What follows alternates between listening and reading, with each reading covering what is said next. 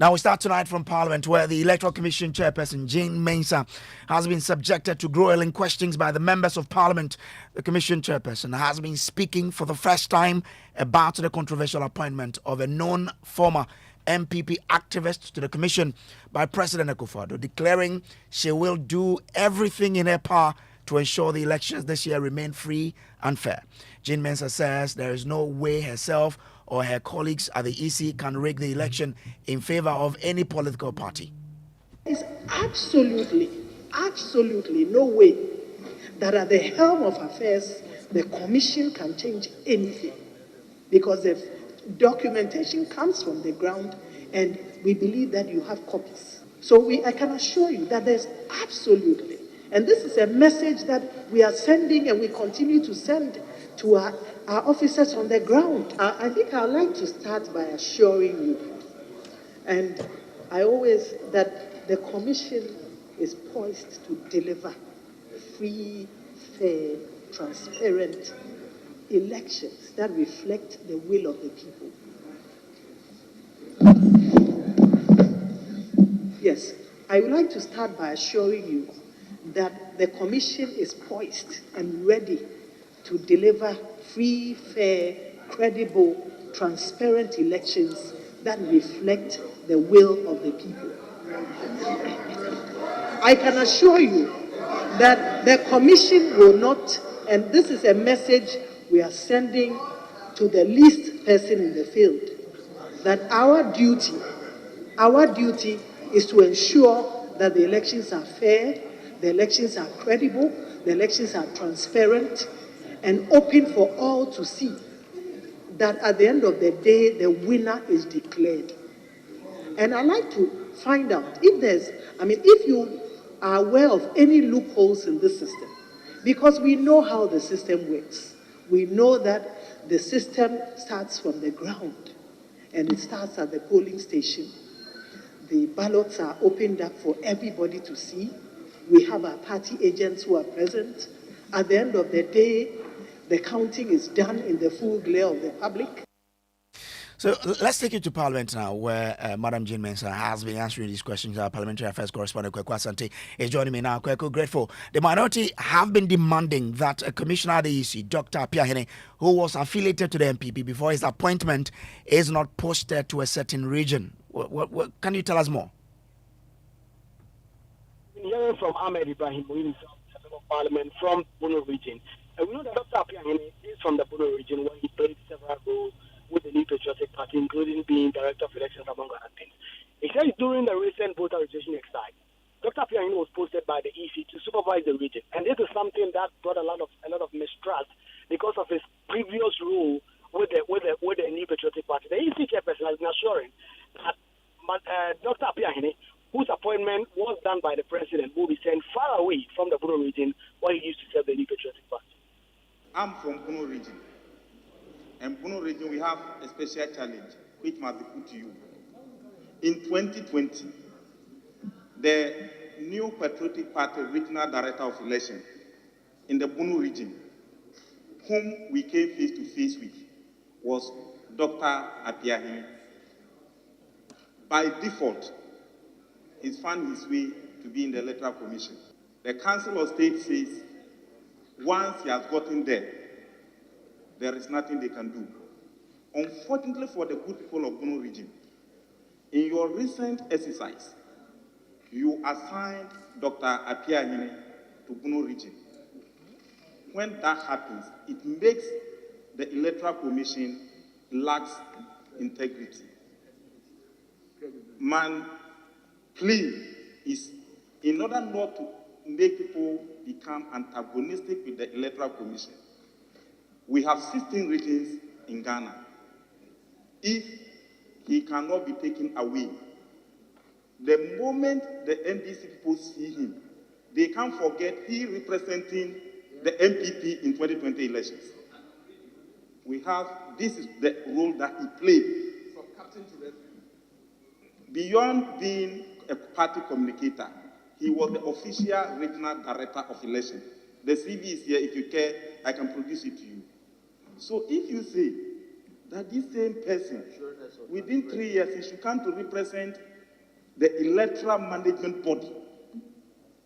You may say that the NDC doesn't like him, they don't like you. It's not like that. So please do something about that. You want to deploy him, you can, 2024, you can deploy him to a different region, but not in the Bunu region where he worked for the New Patriotic Party in 2020. That is what he said. He said deployment. I think your point is very, very fair. Your point is very, very fair, and we would ensure that in future we'll take him very far away from the Bodo East and the Ahafo regions. So please be assured. I know we have exhibition coming up, and it's something that we will look at. Well, the minority had an ominous warning to the EC about any attempt to rig the 2024 election. What was that about?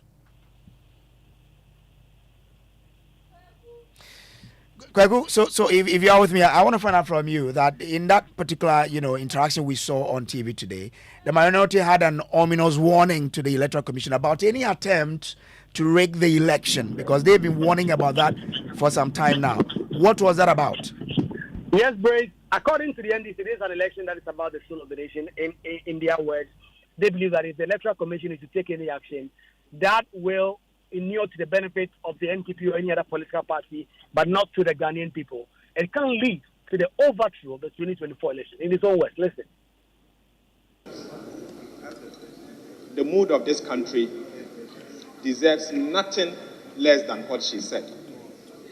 And if we are not careful, and where the country is at this moment, and if this election is not conducted in a credible manner, we may end up losing the 1992 Constitution.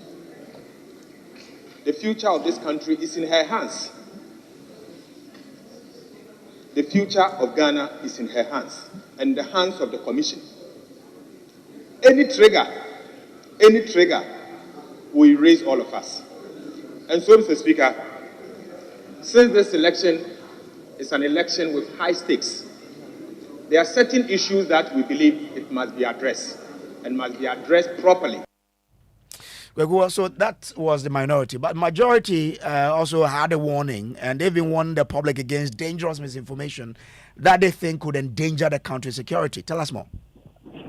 Well, yes, Patricia Peje, who's been leading the majority front today, has some. In fact, the Electoral Commission chairperson herself alluded to the fact that the EC has become the subject of what she described as hate speech, misinformation, and disinformation. The majority are warning the general public, in particular the NDC, that they should not go about misinforming and disinforming the public, as that could rather harm the national security interests of the country. From the briefing we've received so far, I think a number of steps have been taken to ensure that we have a peaceful, fair election. One of the things that I would like to remind members here is that he who comes to equity must come with a clean heart. And one of the things that we should avoid is to speculate on issues that don't have evidence. We have only one Ghana, and we don't have anywhere else to go. And that's the reason why we have brought you here to apprise us of what is happening. And it is important that we pay attention to every detail that you've given us to ensure that there's peace in Ghana. And I'm happy that you've taken us through this process, and are equally happy that members are also aware that they cannot thrive on speculation to burn our country. Well, so that's the EC boss who's been answering some questions there. Now, he or she has been providing an update on more than 200,000 temporary election officials they have recruited for the 2024 election, which she insists went through a rigorous process to ensure, the competent persons are recruited for the elections coming on 7th December 2024. Listen. In all, we recruited over close to 210,000 temporary officials, and they include our returning officers and their deputies, presiding officers, verification officers, name reference officers, among others. We intend to offer them in-depth training to ensure that they operate and carry out their mandates as expected of them. For the first time in our history, we've created a database to capture the details of all our temporary officials. We can now identify each temporary staff by their names, their photographs, their voters' card, their Ghana cards, and their residential addresses. All these details have been factored on our database. Hitherto, our temporary staff were simply names on paper, but we believe that with the production of this database, with the preparation of this database, it will further enhance transparency and promote and foster the needed accountability required from our temporary staff.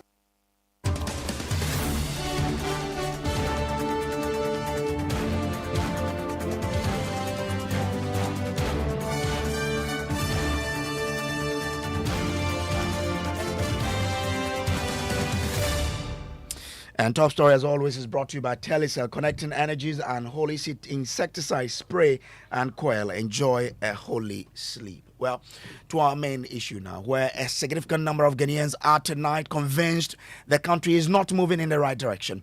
This verdict is contained in the latest Afrobarometer report dubbed Democracy at Risk, People's Perspectives. In the findings, 9 out of 10 Ghanaians interviewed on the street believe the country is trekking in the wrong direction and must be saved.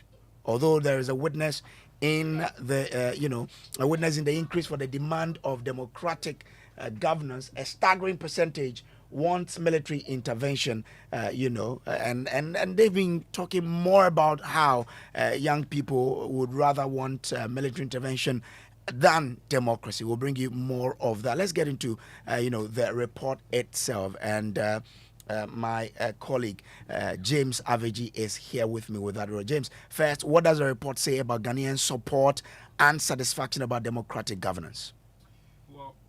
Well, Brace, it says that the support for democracy in Ghana declined by some 6% point from 85 in 2011 to 2013 to 76 in 2021 and 2023. The average decline for the 30 African countries surveyed was 7% points. However, Ghanaians' satisfaction with democracy has also declined by a whopping 23% from 74 in 2011-2013 to 51 in 2021-2023. The average decline for the 30 African countries surveyed was 12 points, meaning Ghana's rate is above the African average, interestingly.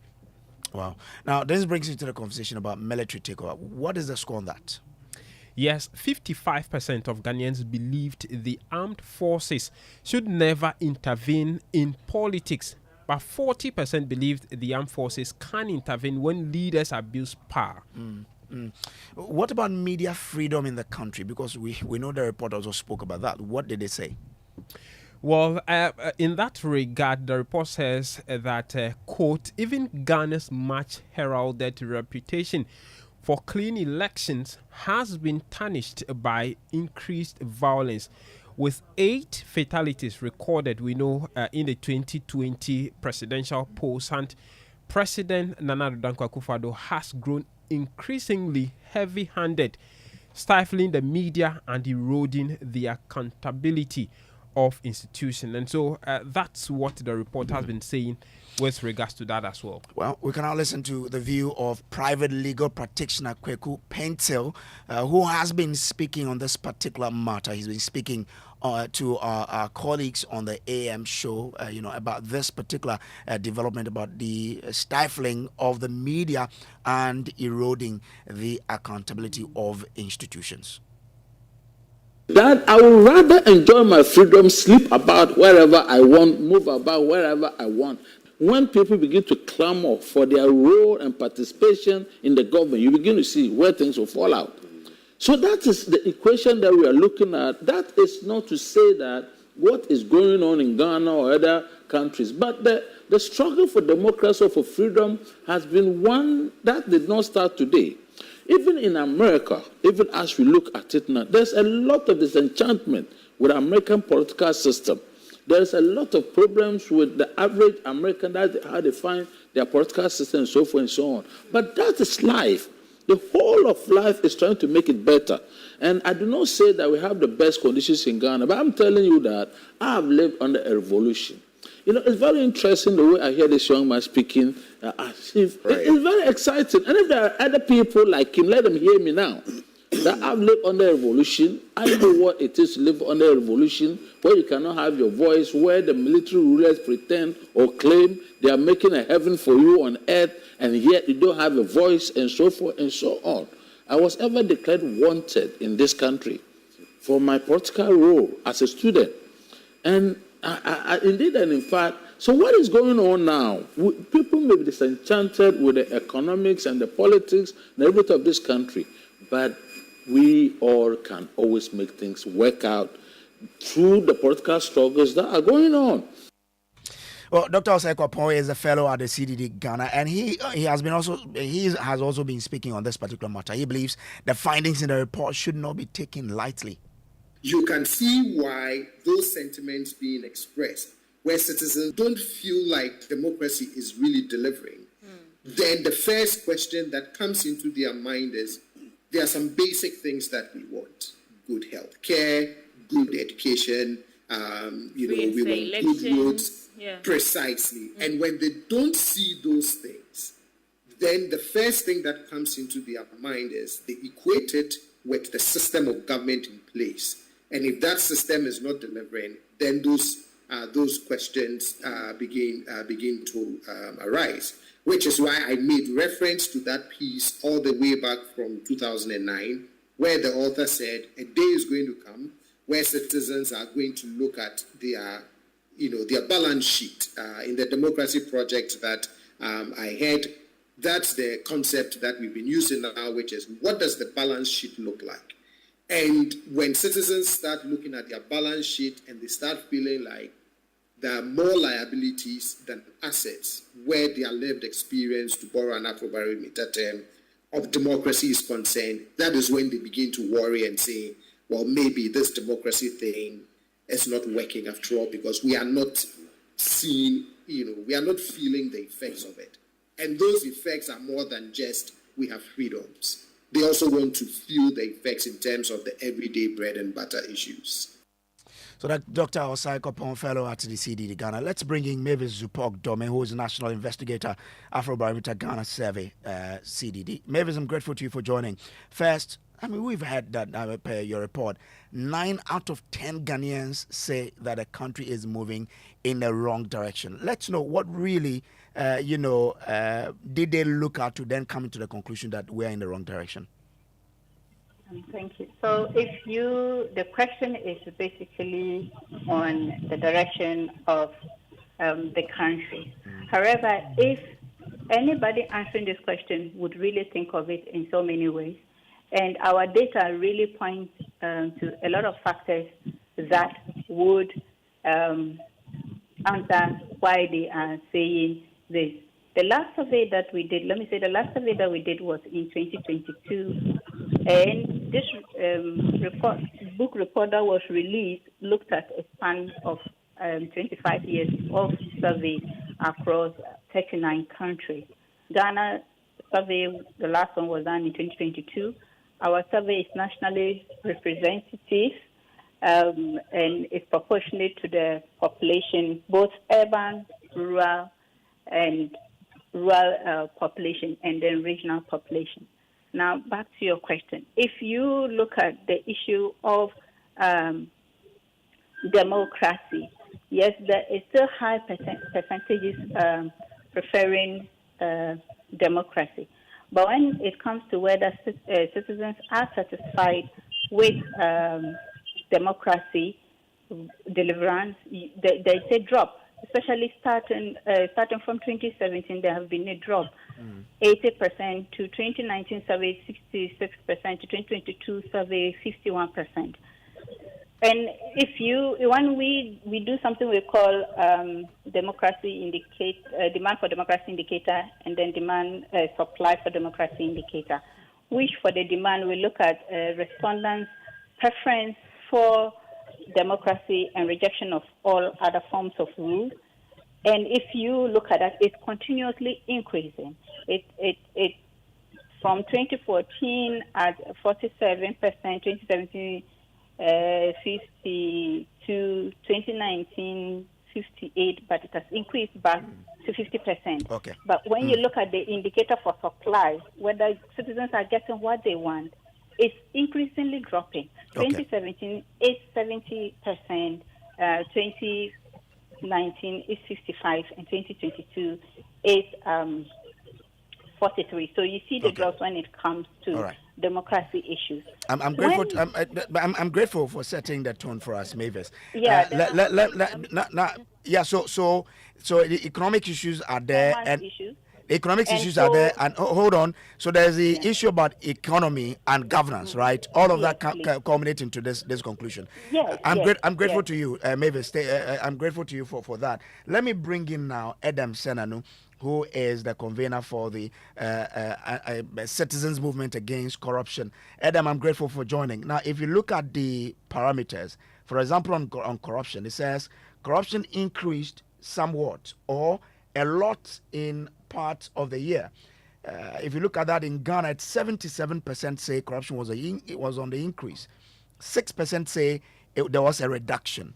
I mean, this government came into office with the conviction that they will be able to fight corruption. Why have we been here? I mean, almost 8 years down the line, where Ghanaians feel 77% of Ghanaians feel corruption is rather on the increase. Well, I think it's essentially because the promise of a very robust response to corruption and corruption-related offenses has not been evidenced in the experience of citizens.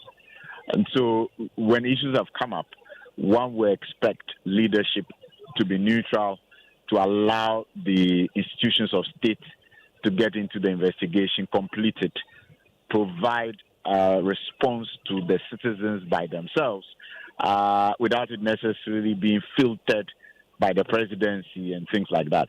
So I think that above all, the euphoria and excitement about a government that said it was going to make sure that we eschewed corruption has not been followed up with the execution within the past years that would then have given confidence to citizens. But really, if you look at the presidency, they instituted the OSP to help fight corruption. With the work that body has done, can't it contribute then? Can't people look at it to say, well, because of this, actually something is being done?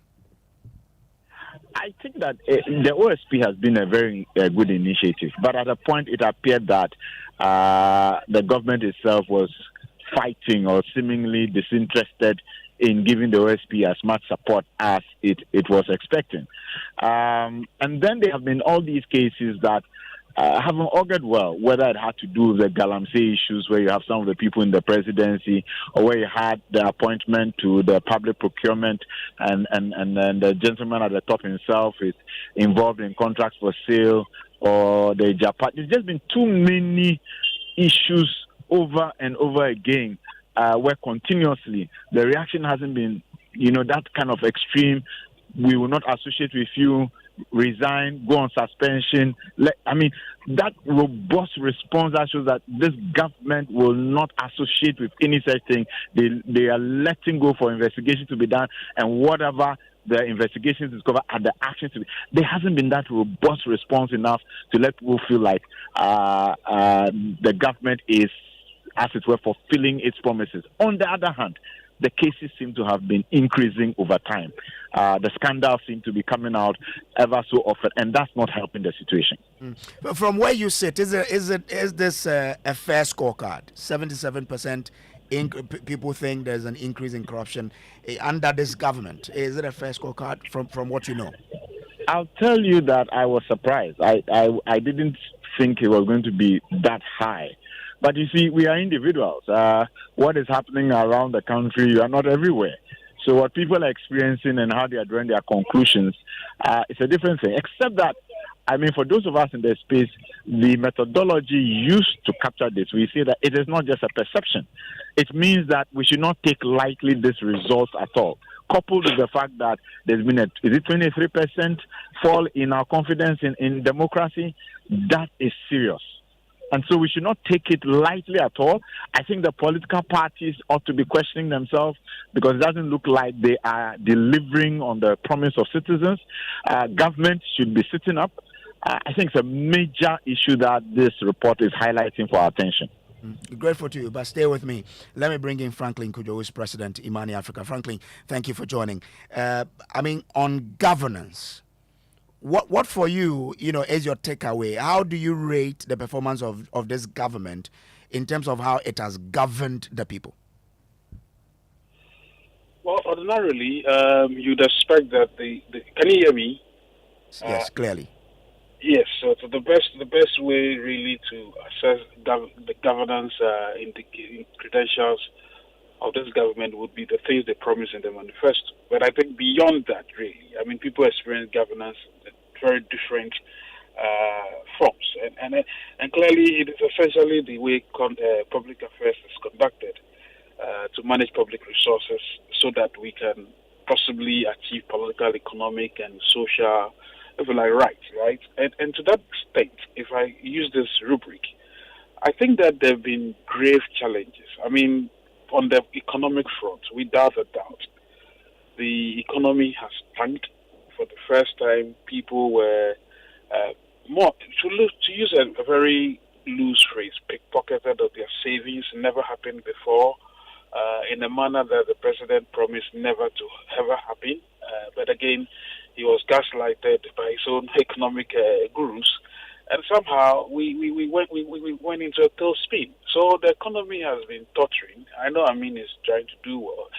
God knows he should have been there much earlier, so that some of these supposed gains that are being made would have been more firmed up. But we don't see that. We never experienced that. Inflation skyrocketed to 54%, and it's still coming down, but it's still wobbling.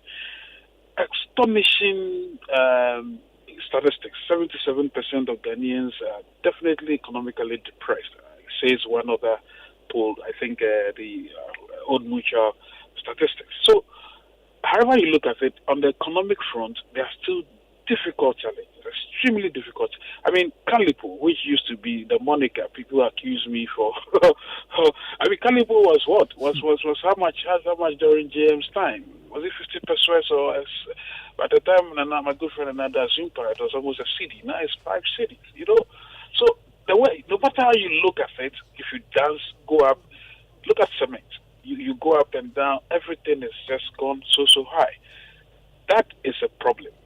If you look at the political front, of course, there are many questions. Look at the way, and I feel so worried and sad that my very good friend Anado somehow became a little bit too dictatorial, especially the way he treated some of these anti-corruption institutions, like the Auditor General's level. He was just yanked off, removed, and the Supreme Court also just sat back, wasted a lot of time, and then by the time they came to the rescue, level was gone. So, again, you tend to look at all these things and you wonder what exactly is happening. Procurement is one of the biggest downsides of this administration when it comes to the way they use public resources. Okay. Sadly. Value for money considerations, Baumia established a value for money conference. Unfortunately, nothing came out of it. And fiscal council never worked. So everything you tend to look at, there's just too much. And I think that this report gives us an opportunity to sit back, reflect, and say how not to ever get to where we got to today. And those questions and those answers must be demanded at the next debate. Hopefully, maybe Joy, GBC, Imani, NCC, and then possibly UPSA will be doing this together. But do you foresee a way for this government to redeem itself in this short time they have? And what must they do? Well, redeeming the base retribution against the economic hailstorms that we've experienced will be coming out clean and then laying prostrate before Ghanaians and say, look, guys, we messed up. We had the economic whiskies, we had all kinds of people, solid team. Unfortunately, the solid team melted everybody else and tore our savings, messed us up. Please, let's go back to wearing sackcloths, white sackcloths, calico, and then begging and saying, okay, we don't want to get there again. Come together, let's do these things properly. There must be a rendering of the acknowledgement that things went really south.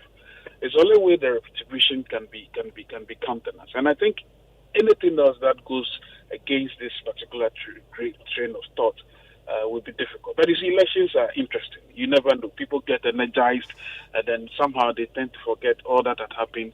So I call on all political parties, fix this economy. We don't want to see what we experienced between 2020, 2019 up to 2024. We don't want to see it because it's costing us almost 10, 12 years backsliding back into economic decadence and governance decadence. We don't want that. Going forward, we want you to commit and say, show us exactly how you're going to do this and the best alternatives to the things you are proposing. Anything that falls short of that, no political party should be given any serious listening to. Franklin Kojo, I'm grateful to you for joining, and thanks to you, Edem Senanu, as well as Mavis Zopok Dome for joining. This has been Top Story, brought to you by Telecel and the Holy Coil and Insecticide Spray. That has been it. Coming up next is Ghana Connect right after these breaks.